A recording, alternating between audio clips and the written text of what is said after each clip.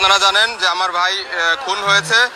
আমার ভাইয়ের খুনের যারা এর পিছনে অস্ত্রের যোগানদাতা, যারা এই আজকে চন্দ্রদিঘিলে অস্ত্র জনজনানিতে এর মদতদাতা, এদের গ্রেপ্তারের দাবিতে, এবং আপনারা জানেন যে গোপালগঞ্জ আমরা দীর্ঘদিন শান্তিপ্রিয় ছিলাম, এই শান্তিপ্রিয় গোপালগঞ্জকে যারা অশান্তি করার জন্য পায়তারা করতেছে, এদের দ্রুত গ্রেপ্তার করবে, সেই জন্য আমরা আজকে গোপালগঞ্জ সদর উপজেলাবাসী আজকে রাস্তায় নেমেছি। চলমান আন্দোলনকে বেগবান করতে হলে আমরা আগামী দিনে রাজপথে থাকবো। রাজপথে থেকে এই হত্যার বিচার আমরা দাবি করব।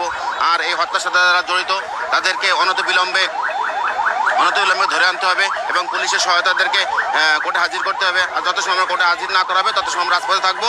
এই চলমান আমাদের বেগম ছাত্রলীগ, যুবলীগ এবং সারা গোপালগঞ্জ শহরের কৃষক লীগ সহ যত নেতৃবৃন্দ আছে, যত সংগঠন আছে, সেই সংগঠনকে সাথে নিয়ে আমরা আমাদের কার্যক্রম ধারাবাহিকভাবে চালিয়ে যাব।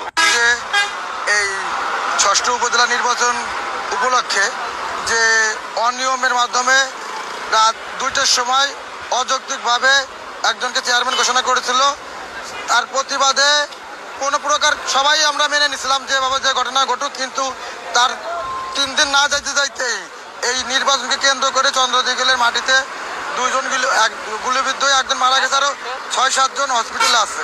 এবং যে মারা গেছে তার হত্যার দাবিতে আমরা গতকাল চেঁচানেকান্তে মানববন্ধন করেছিলাম এবং প্রশাসনকে আলটিমেটাম দিয়েছিলাম যে যারা এই হত্যাকাণ্ডের সাথে জড়িত তাদেরকে অতিবিলম্বে গ্রেপ্তার করার ব্যবস্থা করবেন। কিন্তু তারা এখন পর্যন্ত কোনো পদক্ষেপ না নেওয়ার কারণে আজকে আমরা আবার যে মাটিতে আমাদের ভাইয়ের রক্ত গিয়েছে সেই মাটিতে এসে মানববন্ধন করেছি।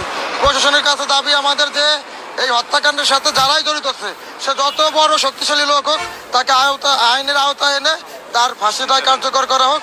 এই আন্দোলনের দাবিতে আমাদের আন্দোলন অনবরত থাকবে।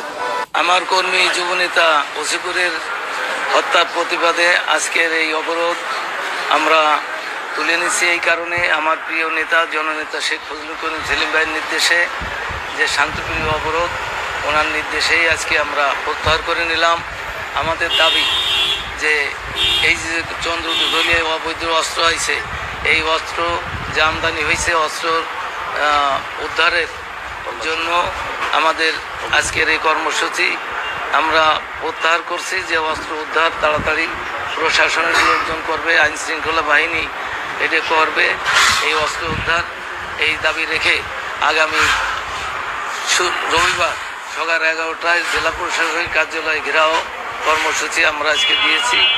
যে জেলা প্রশাসকের কার্যালয় ঘেরাও হবে, যদি অস্ত্র উদ্ধার না হয় ওখান থেকে আবার নতুন করে আমরা কর্মসূচি দেব। পরবর্তী পদক্ষেপ আমরা কী নেব ওই সময় আমাদের ঘোষণা হবে।